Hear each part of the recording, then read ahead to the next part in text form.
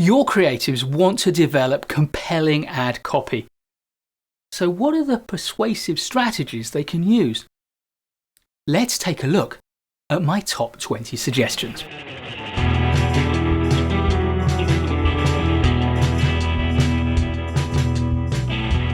My first 5 are based on logic, and we'll start with data and statistics. Next comes expert testimonial and celebrity endorsements.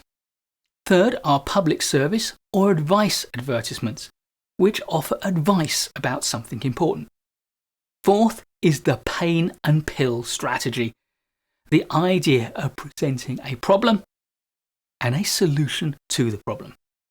And finally, promotions and rewards, the idea of offering something valuable to your audience if they act on your advertisement's advice.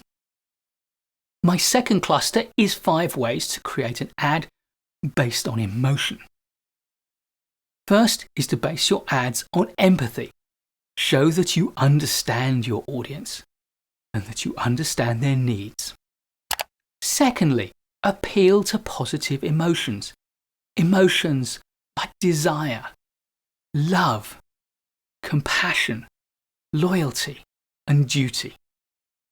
Third, appeal to negative emotions like fear, arguably the strongest emotion, so use it with care.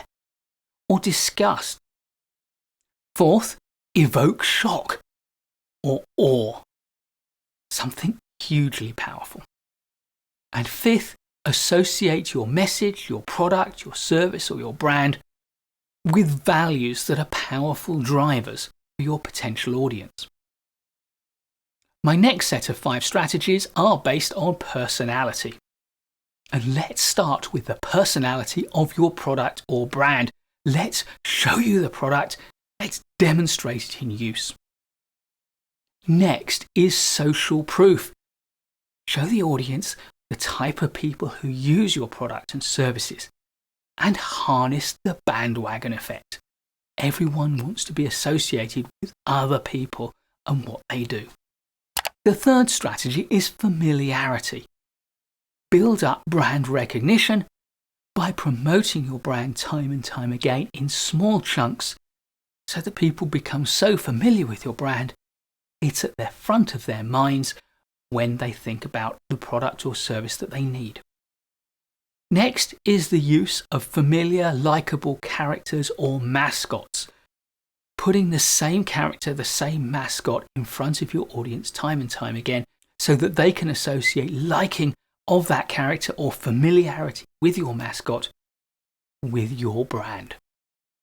And finally, the point of view technique. Create a protagonist for your advert with whom your audience can identify, and then let your audience see your product or your service through the eyes of your protagonist. Next, we have 3 strategies based on comparisons. And the obvious place to start is the before and after. But another obvious advertising strategy is theirs and ours. And finally, of course, there's question and answer. And of course, if you ask the right questions, you get the right answers. And the advertiser is in control of the questions it puts into the mind of the audience. And we'll end up with 2 strategies which are based on the idea of being clever.